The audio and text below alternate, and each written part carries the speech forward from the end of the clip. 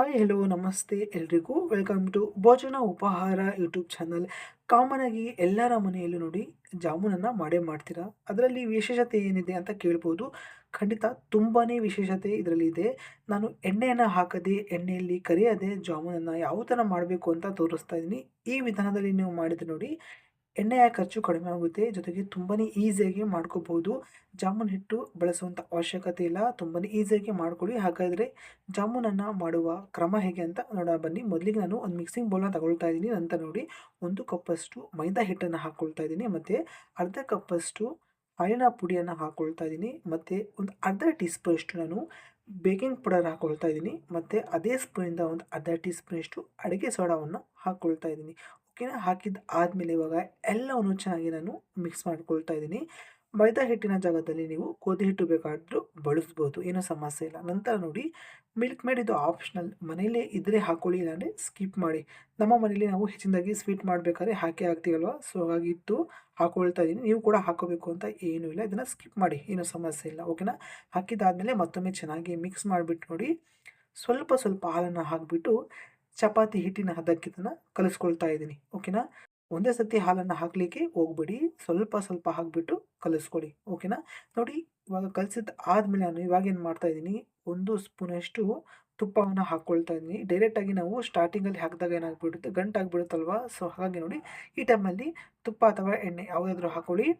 ಹಾಕಿದ್ದು ಆದಮೇಲೆ ಸ್ವಲ್ಪ ಹಾಲು ಹಾಕಿಬಿಟ್ಟು ಚಪಾತಿ ಹಿಟ್ಟಿನ ಹದಕ್ಕೆ ಇದನ್ನು ಕಲಿಸ್ಕೊಳ್ತಾ ಇದ್ದೀನಿ. ಓಕೆನಾ. ನೋಡ್ಬೋದು ಇವಾಗ ಕಲಸಿದ್ದಾದಮೇಲೆ ಒಂದು 5ರಿಂದ 10 ನಿಮಿಷ ಪ್ಲೇಟನ್ನು ಮುಚ್ಚಿ ನೆನೆಯಲಿಕ್ಕೆ ಬಿಡ್ತಾ ಇದ್ದೀನಿ. ಒಂದು 10 ನಿಮಿಷ ಆಗಿದೆ. ಸೊ ಇವಾಗ ನೋಡಿ ಹಂಗಾಗಿ ಸ್ವಲ್ಪ ತುಪ್ಪ ಅಥವಾ ಎಣ್ಣೆನ ಹಾಕಿಬಿಟ್ಟು ನೋಡಿ ನಿಮಗೆ ಯಾವ ಹದದಲ್ಲಿ ಬೇಕು ಆ ಹದದಲ್ಲಿ ಇದನ್ನು ಉಂಡೆಗಳನ್ನಾಗಿ ನಾನು ಮಾಡ್ಕೊಳ್ತಾ ಇದ್ದೀನಿ. ಓಕೆನಾ. ಸ್ವಲ್ಪ ದೊಡ್ಡದಾಗೆ ಮಾಡ್ಕೊಳ್ಳಿ. ಜಾಮೂನು ನೋಡಲಿಕ್ಕೂ ಚೆನ್ನಾಗಿರುತ್ತೆ, ತಿನ್ನಲಿಕ್ಕೂ ಚೆನ್ನಾಗಿರುತ್ತೆ. ಇಷ್ಟಿಷ್ಟೇ ಮಾಡ್ಕೊಂಡ್ರೆ ಚೆನ್ನಾಗಿರಲ್ಲ. ಸೊ ಹಾಗಾಗಿ ನಾನು ಸ್ವಲ್ಪ ದೊಡ್ಡ ಸೈಜಿನ ಉಂಡೆಗಳನ್ನಾಗಿ ಮಾಡ್ಕೊಳ್ತಾ ಇದ್ದೀನಿ. ಮಿಕ್ಕಿರುವಂಥ ಹಿಟ್ಟಿನ ಸೇಮ್ ಇದೇ ಥರ ಎಲ್ಲವನ್ನು ಮಾಡಿಟ್ಕೊಳ್ಳಿ. ಓಕೆನಾ. ನಂತರ ನೋಡಿ ರೌಂಡ್ ಶೇಪ್ ಇರುವಂತಹ ಪ್ಲೇಟಿಗೆ ನಾನು ಒಂದು ಸ್ವಲ್ಪ ತುಪ್ಪನ ಸವರ್ಬಿಟ್ಟು ಇಟ್ಕೊಂಡಿದ್ದೀನಿ, ಅಂಟಬಾರ್ದು ಅಂತ. ನೆಕ್ಸ್ಟ್ ನೋಡಿ ಮಾಡಿರುವಂತಹ ಉಂಡೆನ ಈ ಥರ ದೂರ ದೂರವಾಗಿ ಪ್ಲೇಟಿಗೆ ಇಟ್ಕೊಳ್ತಾ ಇದ್ದೀನಿ. ಓಕೆನಾ. 1 ಬೈ 1 ಫಸ್ಟ್ ಇದನ್ನು ಒಂದು 5 ಬೇಕ್ ಮಾಡ್ಕೊಳ್ಳಿ. ಆಮೇಲೆ ನಂತರ ಮಿಕ್ಕಿರೋ ಉಂಡೆಯನ್ನು ಸೇಮ್ ಇದೇ ಥರ ಬೇಕ್ ಮಾಡ್ಕೋಬೇಕು. ಸೊ ಹಾಗಾಗಿ ನೋಡಿ ಇವತ್ತು ಫಸ್ಟಿಗೆ ನಾನು 5 ಉಂಡೆನ ರೆಡಿ ಮಾಡ್ಕೊಂಡಿದ್ದೀನಿ ಒಂದು ಪ್ಲೇಟಿಗೆ ಹಾಕ್ಕೊಂಡು. ಇವಾಗ ನೋಡಬಹುದು ಸ್ಟವ್ನ ಆನ್ ಮಾಡಿಬಿಟ್ಟು ಒಂದು ಕುಕ್ಕರ್ ಇಟ್ಕೊಳ್ತಾ ಇದ್ದೀನಿ. ಕುಕ್ಕರಿಗೆ 1 ಕಪ್ಪಷ್ಟು ನಾನು ಪುಡಿ ಉಪ್ಪನ್ನು ಹಾಕ್ಕೊಳ್ತಾ ಇದ್ದೀನಿ. ಕಳೆದ ವಿಡಿಯೋದಲ್ಲಿ ನಾನು ಎಣ್ಣೆ ಹಾಕದೆ ಹಪ್ಪಳವನ್ನು ಯಾವ ಥರ ಕರಿಬೇಕು ಅಂತ ಅಪ್ಲೋಡ್ ಮಾಡಿದ್ದೆ.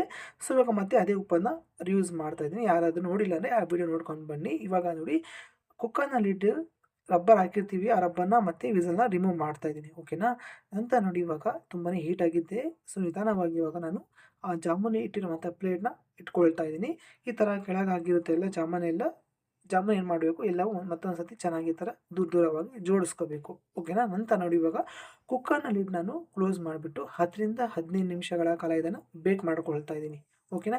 ಒಂದು 10ರಿಂದ 10 ನಿಮಿಷ ಆದಮೇಲೆ ನೋಡಿ ಒಂದು ರೌಂಡ್ ಇದನ್ನು ಕುಕ್ಕರ್ನ ಲಿಡ್ ಓಪನ್ ಮಾಡಿಬಿಟ್ಟು ನೋಡಬೇಕು, ಸ್ವಲ್ಪ ಕಲರ್ ಟ್ರಾನ್ಸ್ಪರೆಂಟ್ ಆಗಿರುತ್ತೋ ಇಲ್ಲೋ ಅಂತ ಚೆಕ್ ಮಾಡಬೇಕು.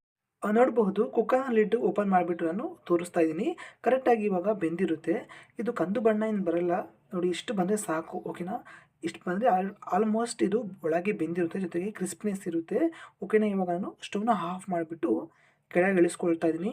ಅದೇ ಒಂದು ಒಲೆ ಮೇಲೆ ನೋಡಿ ನಾನು ಮತ್ತೊಮ್ಮೆ ಸ್ಟವ್ನ ಆನ್ ಮಾಡಿಬಿಟ್ಟು ಪಾಕ ಮಾಡಬೇಕಲ್ವ, ಸೊ ಹಾಗಾಗಿ ನಾನು ಒಂದು ಪಾತ್ರೆನ ಇಟ್ಕೊಳ್ತಾ ಇದ್ದೀನಿ. ಪಾತ್ರೆಗೆ ನೋಡಿ ಒಂದು ಅರ್ಧ ಕಪ್ಪಷ್ಟು ನಾನು ಸಕ್ಕರೆಯನ್ನು ಹಾಕ್ಕೊಳ್ತಾ ಇದ್ದೀನಿ. ನಂತರ ಅದೇ ಕಪ್ಪಿಂದ ಅಥವಾ ಲೋಟದಿಂದ ಯಾವುದಾದ್ರೂ ಹಾಕ್ಕೊಳ್ಳಿ, ಅಳತೆ ಪ್ರಕಾರ 1/4 ಕಪ್ಪಷ್ಟು ನಾನು ನೀರನ್ನ ಹಾಕಿಬಿಟ್ಟು ಚಮಚದ ಸಹಾಯದಿಂದ ಎಲ್ಲವನ್ನು ಚೆನ್ನಾಗಿ ಇವಾಗ ಒಂದು ರೌಂಡ್ ಇದನ್ನು ಮಿಕ್ಸ್ ಮಾಡ್ಕೊಳ್ತಾ ಇದ್ದೀನಿ. ಓಕೆನಾ. ಅದರ ಕೈ ಆಡಿಸ್ಬೇಕು ಒಂದು ರೌಂಡ್. ಅಂತ ನೋಡಿ 1/4 ಟೀ ಸ್ಪೂನಷ್ಟು ಕಲರ್ ಹಾಕ್ಕೊಳ್ತಾ ಇದ್ದೀನಿ, ಇದು ಕೇಸರಿ ಬಣ್ಣ. ನಂತರ ಮೇನ್ ಇದೇ ಇಂಪಾರ್ಟೆಂಟ್. ಬಹಳಷ್ಟು ಜನ ನೋಡಿ ಜಾಮೂನ್ಗೆ ಪಾಕ ಮಾಡಬೇಕು ಅಂದರೆ 1 ಎಳೆ 2 ಎಳೆ ಆ ಥರ ಪಾಕ ಮಾಡಿಬಿಡ್ತಾರೆ. ಜಾಮೂನ್ ಹಾಕಿದ ತಕ್ಷಣ ಅದು ಹೀರಲ್ಲ, ಗಟ್ಟಿ ಆಗಿಬಿಡುತ್ತೆ. ಸೊ ಹಾಗಾಗಿ ಪಾಕ ಯಾವ ಥರ ಮಾಡ್ಕೋಬೇಕು, ಮುಟ್ಟು ನೋಡಿದಾಗ ಅಂಟು ಬಂದರೆ ಸಾಕು. ಓಕೆನಾ. ಇವಾಗ ನೋಡಿ ನಾನು ಎಲ್ಲ ಜಾಮೂನ ಹಾಕಿಬಿಟ್ಟು ಜಸ್ಟ್ ಒಂದು 5 ನಿಮಿಷಗಳ ಕಾಲ ಇದನ್ನೆಲ್ಲ ಚೆನ್ನಾಗಿ ಮಿಕ್ಸ್ ಮಾಡಿಬಿಟ್ರೆ ಬೇಗನೆ ಹೀರ್ಕೊಬಿಡುತ್ತೆ. ಸೊ ನೋಡಿ ಇಷ್ಟಾದರೆ ಸಾಕು, ಇದು ರೆಡಿ ಆಗಿಬಿಟ್ಟಿದೆ.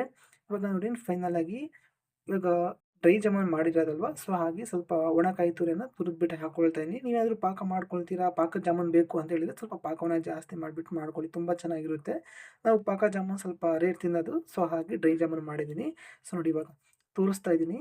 ತುಂಬ ಜ್ಯೂಸಿಯಾಗಿ ತುಂಬಾ ಸಾಫ್ಟಾಗಿ ತುಂಬಾ ಚೆನ್ನಾಗಿರುತ್ತೆ. ನೀವು ಕೂಡ ಒಂದ್ಸತಿ ಟ್ರೈ ಮಾಡಿಬಿಟ್ಟು ಕಮೆಂಟ್ ಮುಖಾಂತರ ಹೇಗಿತ್ತು ಅಂತ ತಿಳಿಸಿ. ಸೊ ಈ ರೆಸಿಪಿ ಇಷ್ಟ ಆದರೆ ಲೈಕ್ ಮಾಡಿ, ಸಬ್ಸ್ಕ್ರೈಬ್ ಮಾಡ್ಕೊಳ್ಳಿ. ಮತ್ತೆ ಒಂದು ಹೊಸ ರೆಸಿಪಿ ಸಿಗ್ತೀನಿ. ಅಲ್ಲಿವರೆಗೂ ಎಂಜಾಯ್ ಮಾಡಿ. ಬಾಯ್.